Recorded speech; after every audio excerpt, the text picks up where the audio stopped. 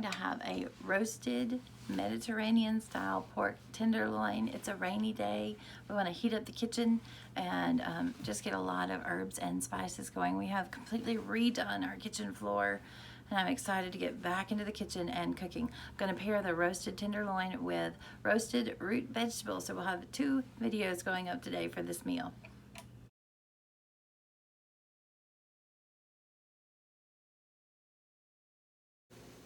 For the pork tenderloin, what we're going to do is Mediterranean. So we're going to have lots of delicious flavors. Rosemary, I have parsley from Misfit Market, garlic, and we're going to make a crust for that just out of the herbs with a little tiny bit of olive oil, and let that set for a few hours before we roast it in the oven. Rosemary is a perennial, so you can wash it after you bring it in. Take it off the stem, strip it off the stems. I'm going to put it in my little food chopper from Aldi. I'm going to put a little extra. I'll put a link in the description box to the recipe that my husband found. We are going to try this one. This is a new one. It did call for 2 tablespoons of rosemary, but we really like rosemary. That's one of the reasons we keep it around. These little skewers, these little pieces that come off, these are great for using as skewers on chicken, things like that. It gives the best flavor. Okay, I'm going to add in, it called for 3 cloves. I'm going with 6 just because we really like garlic. I'm going to go ahead and give the parsley a little bit of a rough chop to get it started. Everybody goes in together. We want like a really fine chop on this, so I don't want to take a lot of time. You know, to do it by hand, it would take too long. Let the chopper do all the work for you. I come back in now that everything is kind of started. Add a tablespoon of olive oil, just plain extra virgin olive oil, just to give it some adhesion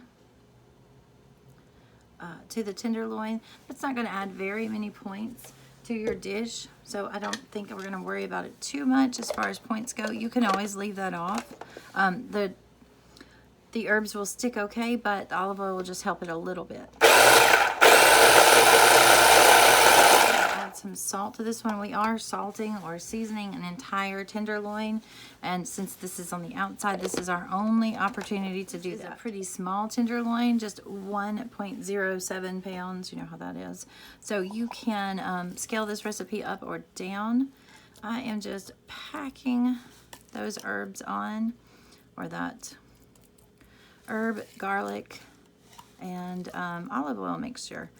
I've got it sitting diagonally in the pan. I'm going to pack them all on top for right now. Later, I'm going to include in the same dish. So this is going to become like a 1 dish. This is going to go back in the refrigerator.